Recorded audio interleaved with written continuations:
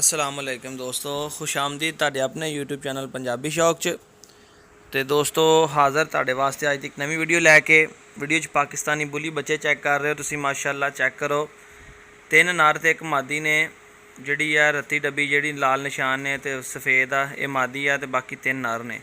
माशाअल्लाह मां दी क्वालिटी वेख लो, हैड साइज़ चैक कर लो, मां दी हाइट, पूछ बिल्कुल लंबी पतली सीधी पूछ और सिर देख लो तुसीं। 4 बच्चे ने फॉर सेल आ जनाबे वाली, ठीक है, जिन्हों के विचों यह काला जिहड़ा नज़र आ रहा है ये भी नर वा, तो यह जी लाल डब्बी हैगी है मादी है, जिंदे उपर 2 डब आ ये मादी है, तो बाकी तिन्ने जिहड़े ने जिहड़े हैगे आ ये नर वा। तो 3 नर ते 1 मादी जनाब तुहाडे वास्ते वीडियो लैके आए जी, फॉर सेल आ, ठीक है, कार्गो अवेलेबल आ ऑल ओवर पाकिस्तान आ। जे गल करिए प्राइस की तो 35,000 रुपये का एक बच्चा मिलेगा तुहानू फाइनल, ठीक है। जो कोई जोड़ा लेना चाहेगा तो उन्होंने जोड़ा 35,000 रुपये का मेल तो 25,000 रुपये की फीमेल मिल जाएगी, ठीक है। 60 कितना बनना वा 60,000 रुपये का जोड़ा मिल जाएगा उन्होंने, ठीक है। तो 60,000 रुपये का जोड़ा मिल जाएगा। जो कोई एक लेना चाहे नर कला तो 35,000 का, मादी मिल जाएगी 25,000 रुपये की।